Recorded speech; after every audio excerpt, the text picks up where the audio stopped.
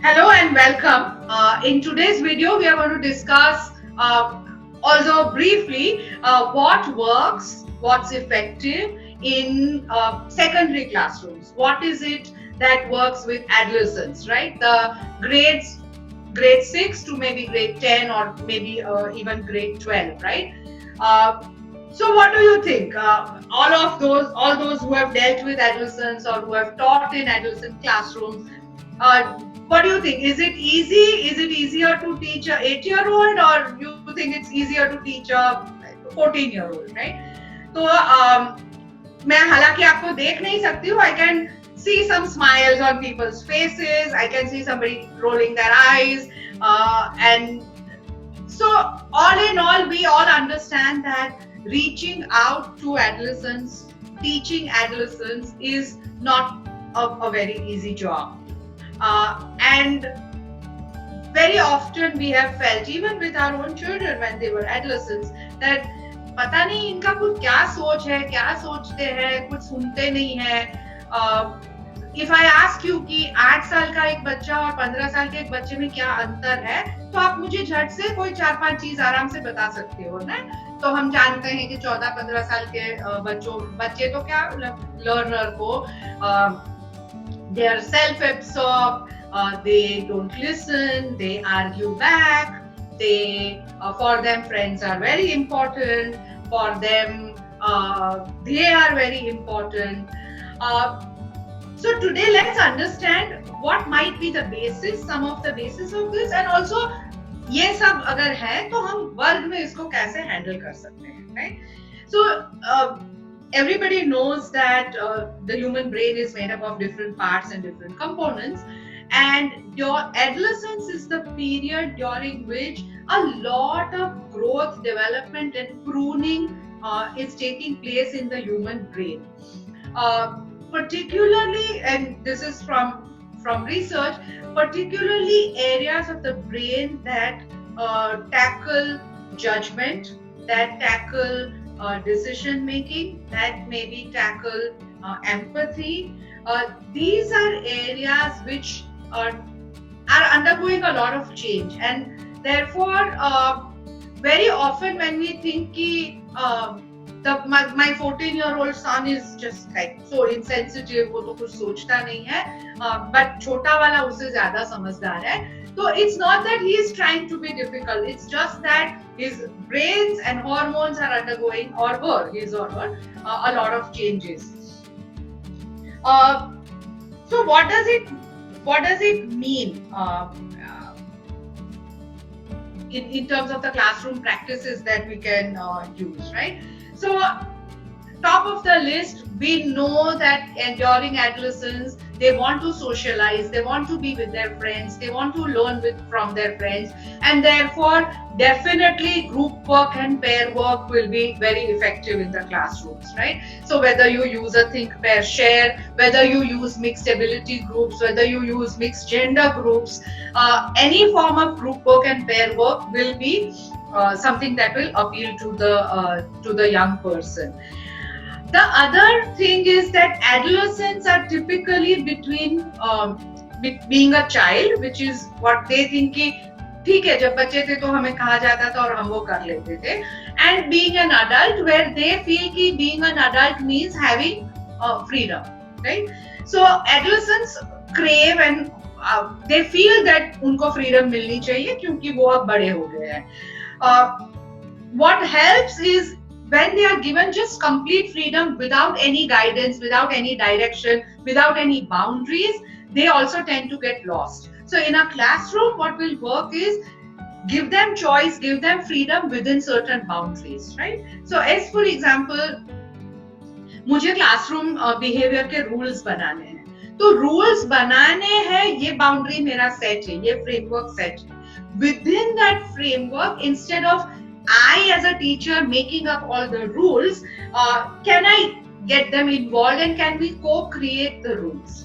Right? So I may say that there are these two topics. There is a poem we have to study and there is a prose. You can choose which one to begin with. Right? So that kind of a freedom within a certain framework will help. Adolescents want to question. They are at a stage where they are actually questioning a lot of things. They are questioning their own moral value, their own morals, their values, their own sense of identity. They are trying to answer the question as to why am I unique. So they like questioning. They like, and a lot of the times the arguments come from that space, right?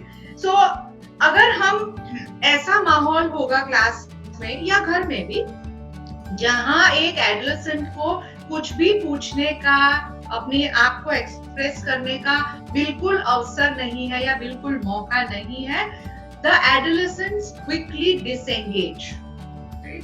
So you can go on giving your whatever lecture, story, and maybe it's a very good lecture or a very good and relevant story, but if he is not allowed to participate, question, ask, express, he or she will be disengaged, right? So in order for our adolescent to remain engaged, and we all know that learning takes place when the learner is engaged, right? A disengaged learner does not learn.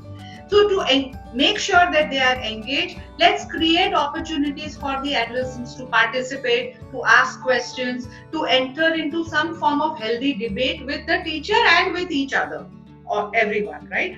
So maybe letting them ask questions. Maybe I've done a poem and I ask them कि poems को लेकर आपके मन में जो भी एक सवाल आता है वो आप पूछिए.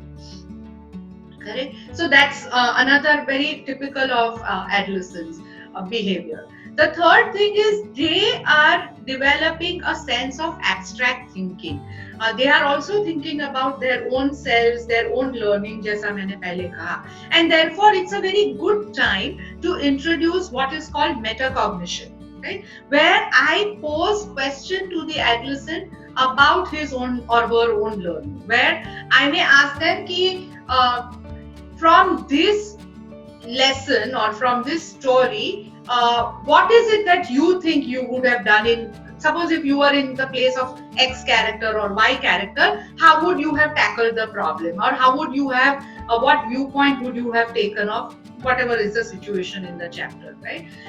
We may want to make it a practice that in school at the end of the day, last 15 minutes or before closing, every day we ask the adolescents कि आज के दिन के 3 लर्निंग आपके बताइए, या 2 की टेक अवेज क्या है, या what are the 2 things which you feel you have not understood today. So just pushing that metacognition makes them think deeper, makes them think better, fulfills their need of and for and of feeling important, and I think that also helps to a large degree.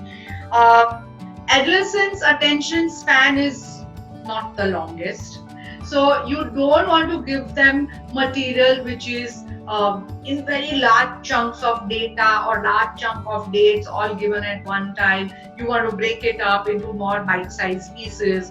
You want to use some mnemonics maybe that will help them.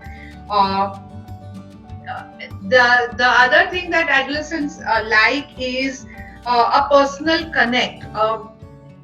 Because adolescents believe that I am one of the most important people in the world, and that's why very often you would have seen them spend hours and hours before a mirror before going out, right? Any topic that I want to discuss or bring up, if I am able to link it to him or her, I am teaching some revolution in history. Instead of starting from the revolution, if I start by asking them, क्या आपको लगता है कि वर्तमान आपकी परिस्थिति में कुछ बदलाव लाना चाहिए, राइट? हाँ, तो ये बदलाव क्या होना चाहिए, आपको क्या लगता है, बदलाव कैसे आता है?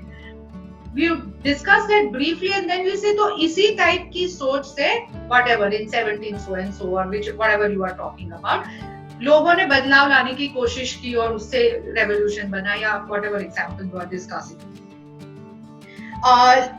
Abstract thinking is something they are capable of. They also like to do some abstract thinking. So asking them open-ended questions would be a great strategy to use for the adolescent classrooms. Adolescents are in a very, like, they are going through one emotional roller coaster. So one day it's like this big happiness, extreme happiness, and another day may be like very dull and sad and all that. So understand that emotion, give space for that emotion and connect to the emotion. Okay? Most important, I would say, is the adolescent is sharp, he understands, he observes, he analyzes, and the biggest resource that you can make available to an adolescent, whether at home or in your classrooms, is role modeling. He is sharp enough to understand that is there a difference in what you say and what you do, and if the role modeling is positive, that's a very very big learning space and learning point for every adolescent.